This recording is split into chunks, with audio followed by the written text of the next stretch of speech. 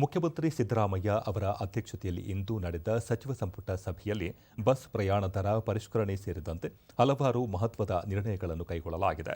ಕಾನೂನು ಮತ್ತು ಸಂಸದೀಯ ವ್ಯವಹಾರಗಳ ಸಚಿವ ಎಚ್.ಕೆ. ಪಾಟೀಲ್ ಸುದ್ದಿಗೋಷ್ಠಿಯಲ್ಲಿ ಸಂಪುಟ ಸಭೆಯ ನಿರ್ಣಯಗಳ ಬಗ್ಗೆ ಮಾಹಿತಿ ನೀಡಿ, ಸಣ್ಣ ನೀರಾವರಿ ಇಲಾಖೆಯ ವೃಂದ ಮತ್ತು ನೇಮಕಾತಿ ನಿಯಮಾವಳಿಗಳ ತಿದ್ದುಪಡಿಗೆ ಅನುಮೋದನೆ ನೀಡಲಾಗಿದೆ ಎಂದು ತಿಳಿಸಿದರು. ಉಡುಪಿ ಜಿಲ್ಲೆ ಹೆಜಮಾಡಿ ಕೋಡಿಯಲ್ಲಿ ಕೇಂದ್ರ ಪುರಸ್ಕೃತ ಯೋಜನೆಯಡಿ ಮೀನುಗಾರಿಕೆ ಬಂದರು ನಿರ್ಮಾಣದ ಪರಿಷ್ಕೃತ ಅಂದಾಜು ವೆಚ್ಚಕ್ಕೆ ಅನುಮೋದನೆ ನೀಡಲಾಗಿದೆ. ಪ್ರಧಾನಮಂತ್ರಿ ಮತ್ಸ್ಯ ಸಂಪದ ಯೋಜನೆಯಡಿ ಮಲ್ಪೆ, ಗಂಗೋಳಿ, ಮಂಗಳೂರು ಬಂದರುಗಳ ಆಧುನೀಕರಣ, ಆಮದಹಳ್ಳಿ, ಹರವಾಡ, ಬೇಲಿಕೇರಿ, ತದಡಿ ಮೀನುಗಾರಿಕೆ ಬಂದರು ಮತ್ತು ಇಳಿದಾಣ ಕೇಂದ್ರಗಳಲ್ಲಿ ಹೊಳೆ ಎತ್ತುವ ಕಾಮಗಾರಿಗೆ ಆಡಳಿತಾತ್ಮಕ ಸಮ್ಮತಿ ನೀಡಲಾಗಿದೆ ಎಂದರು. 2021-22ನೇ ಸಾಲಿನ ಬಜೆಟ್ನಲ್ಲಿ ಹೊಸ ಗೋಶಾಲೆ ನಿರ್ಮಾಣವನ್ನು ಘೋಷಿಸಲಾಗಿತ್ತು. 35 ಗೋಶಾಲೆಗಳ ಪೈಕಿ 14 ಗೋಶಾಲೆಗಳ ನಿರ್ಮಾಣ ಪೂರ್ಣಗೊಂಡಿದೆ. ಆದರೆ ಅಲ್ಲಿ ಜಾನುವಾರುಗಳು ಇಲ್ಲ. ಹೀಗಾಗಿ ಹೊಸ ಗೋಶಾಲೆಗಳ ಬದಲಾಗಿ ಚಾಲ್ತಿಯಲ್ಲಿರುವ ಗೋಶಾಲೆಗಳ ಬಲವರ್ಧನೆಗೆ 10 ಕೋಟಿ 50 ಲಕ್ಷ ರೂಪಾಯಿಗಳನ್ನು ಬಳಕೆ ಮಾಡಲು ನಿರ್ಧರಿಸಲಾಗಿದೆ ಎಂದು ತಿಳಿಸಿದರು. ಕೆಐಎಡಿಬಿಯಿಂದ ಭೂ ಸ್ವಾಧೀನ ಹಾಗೂ ಇತರ ವೆಚ್ಚಗಳಿಗೆ ಹಣಕಾಸು ಹೊಂದಿಸಲು ಸಾಲದ ಮಿತಿಯನ್ನು 500 ಕೋಟಿಯಿಂದ 5,000 ಕೋಟಿ ರೂಪಾಯಿಗಳಿಗೆ ಹೆಚ್ಚಿಸಲಾಗಿದೆ.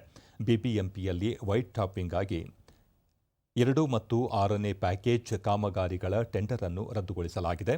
ಹುಬ್ಬಳ್ಳಿ, ಧಾರವಾಡ ಮಹಾನಗರ ಪಾಲಿಕೆಯನ್ನು ವಿಭಜಿಸಿ ಧಾರವಾಡಕ್ಕೆ ಪ್ರತ್ಯೇಕ ಪಾಲಿಕೆಯನ್ನು ರಚಿಸಲು ನಿರ್ಧರಿಸಲಾಗಿದೆ.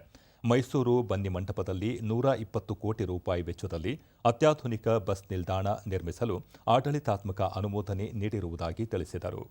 4 ಸಾರಿಗೆ ಸಂಸ್ಥೆಗಳಲ್ಲಿ ಬಸ್ ಪ್ರಯಾಣ ದರವನ್ನು ಶೇಕಡಾ 15ರಷ್ಟು ಹೆಚ್ಚಿಸಲಾಗಿದ್ದು, ಜನವರಿ 5ರಿಂದ ಜಾರಿಗೆ ಬರಲಿದೆ ಎಂದು ಸಚಿವರು ಇದೇ ವೇಳೆ ಸ್ಪಷ್ಟಪಡಿಸಿದರು. ಪ್ರಸಿದ್ಧಿ ಪಡೆದಿರತಕ್ಕಂಥ ಧಾರವಾಡವನ್ನು ಪ್ರತ್ಯೇಕ ಧಾರವಾಡ ಮಹಾನಗರ ಪಾಲಿಕೆಯನ್ನಾಗಿ ರಚಿಸುವ ಬಗ್ಗೆ ರಾಜ್ಯ ಸಚಿವ ಸಂಪುಟ ಇವತ್ತು ನಿರ್ಣಯವನ್ನು ತೆಗೆದುಕೊಳ್ಳಿ.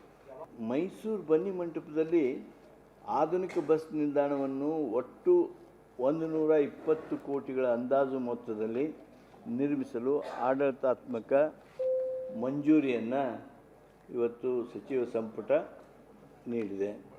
ರಾಜ್ಯದ 4 ಸಾರಿಗೆ ಸಂಸ್ಥೆಗಳಾದ ನಿಗಮಗಳ ಪ್ರಯಾಣದ ದರಗಳನ್ನು ಪರಿಷ್ಕರಿಸಬೇಕು ಅಂಥೇಳಿ ಶೇಕಡಾ 15ರಷ್ಟು ಹೆಚ್ಚಳ ಮಾಡೋದಕ್ಕೆ ಆಡಳಿತಾತ್ಮಕ ಅನುಮೋದನೆಯನ್ನು ಸಚಿವ ಸಂಪುಟ ನೀಡಿದೆ.